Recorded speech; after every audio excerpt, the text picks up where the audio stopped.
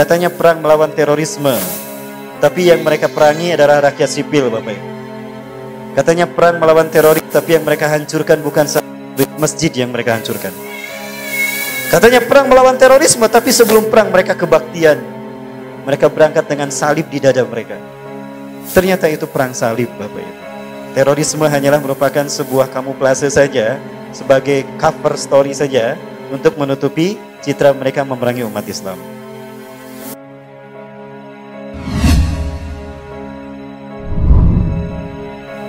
Ya, baik Bapak Ibu Allah. Nah, kebanggaan bagi kita, Rasulullah SAW menyampaikan, ketika ditanya oleh Umar bin Khattab, ya Rasulullah, kam adadu ahli jannah, berapa jumlah ahli surga itu Rasulullah? Rasulullah SAW menjawab, dalam satuan baris, bukan dalam satuan person. Inna fil jannati isruna wa mi'ata safin. Ahli surga kata Rasulullah ada 120 saf. Inna fil jannati isruna wa mi'ata safin. Tidak disebutkan satu saf itu berapa orang. Cuma perbandingannya, rasionya 1:1000. Ketika di neraka ada 1000 orang, surga baru 1 orang. Ketika di neraka ada 1.000.000, berarti surga baru 1000 orang. Perbandingannya 1:1000. Surga, neraka. Ya, 1:1000 orang. Baik. Walakum minha, dan jatah kalian dari 120 shaf ini adalah 80 shaf. Subhanallah. Alhamdulillah. Bayangkan Bapak Ibu, 2/3 surga sudah di booking sama Rasulullah SAW untuk umatnya. Ya, 80 shaf untuk umat Nabi Muhammad. Walakum minha samanuna shafin, bagi kalian 80 shaf. Berarti sisanya berapa? Sisanya 40 shaf. Dibagi rata kepada 123.989 nabi dan 99 nabi dan umatnya. Karena menurut hadis dari Abu Dzar Al-Ghifari riwayat Imam Ahmad, nabi ada 124.000 orang. Hanya 12 yang bukan Bani Israel. Dari yang 12 bukan Bani Israel, ada 4 yang lahir di tanah Arab. Yang pertama Nabi Hud, yang kedua Nabi Soleh, ketiga Nabi Syu'aib, keempat Nabi Muhammad sallallahu alaihi wasallam. Allahu Akbar. Bapak Ibu, ini kebanggaan bagi kita. 80 shaf sudah di booking oleh Rasulullah untuk kita umat Nabi Muhammad, untuk kita umatnya. Pertanyaannya, kita masuk apa tidak? Amin, mudah-mudahan ya. Asalkan cinta kepada sesama muslim, menganggap orang beriman itu bersaudara, tidak merasa lebih baik daripada yang lain, Bapak Ibu ya. Karena kebaikan dan penilaian benar tidak itu dari Allah. Parameter kita Quran Sunnah, bukan untuk kita banggakan, untuk kita sombongkan sehingga kita mencibir selain daripada kita, tidak. Selama mereka bersyahadat, mereka adalah saudara kita. Yang membuat kita bangga juga menjadi umat Nabi Muhammad SAW adalah yang kedua, selain jatah surga kita paling banyak. Ummati hadhihi ummatun marhumatun. Umatku ini adalah umat yang Allah rahmati. Laisa lahum iqabun fil akhirah. Umatku tidak akan disiksa di akhirat. Alhamdulillah. Ya, mudah-mudahan kita juga termasuk, karena kita umat Rasulullah ya. Umat Rasulullah ini tidak akan disiksa di akhirat. Jadi di akhirat nanti tinggal menikmati hasil amal ibadahnya di dunia. Lakinna iqabuhum ujilat fid dunya, tetapi siksaannya Allah segerakan di dunia. Kaifa yakunu dzalika ya Rasulullah? Bagaimana siksaan itu disegerakan, dalam bentuk apa ya Rasulullah? Yang pertama, bil fitani, dengan fitnah. Panasnya geopolitik membuat kita terseok-seok menjaga iman Islam kita.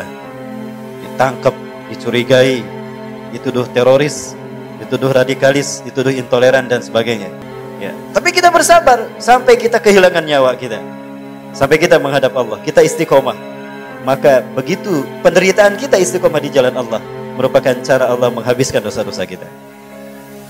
Nah, ini yang pertama. Yang kedua, wabi zalazila, dengan petaka, dengan gempa, dengan tsunami dan bencana alam yang lain. Apabila kita menyaksikan mereka saudara-saudara kita yang meninggal karena bencana, ya kita berharap mereka husnul khatimah.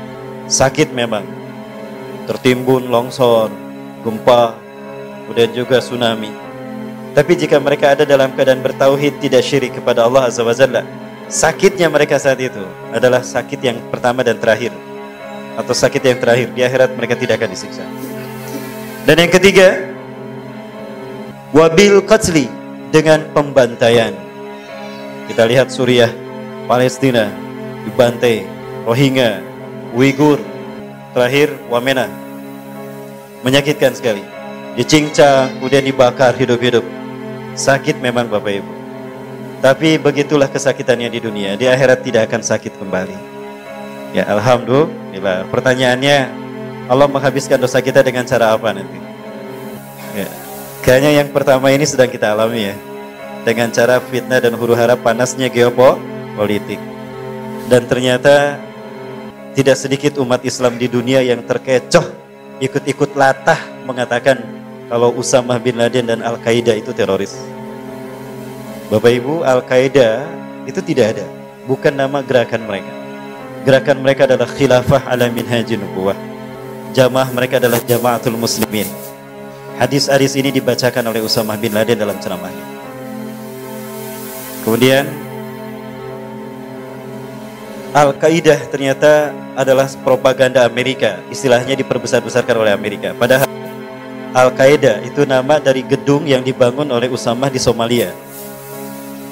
Usamah bin Laden pasca bertemu dan berguru kepada Syekhul Mujahidin Abdullah Azam rahimahullah, yang sepertinya beliau diangkat sebagai khalifah saat itu, imam Jamaatul Muslimin saat itu, namun syahid karena dibom.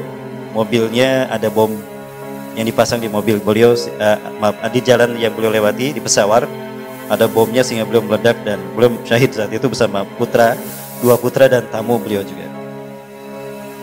Nah, Usamah bin Laden memahami betapa banyak negara-negara Islam yang masih terjajah oleh adidaya Amerika dan Rusia dan konco-konconya.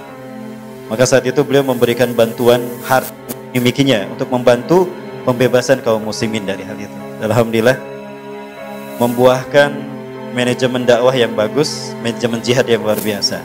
Namun membutuhkan ada pusat manajemen. Maka dipilihlah Somalia. Nah, di Somalia inilah didirikan sebuah gedung manajemen dakwah dan tarbiyah serta gerakan jihadnya Usamah bin Laden dan kawan-kawan.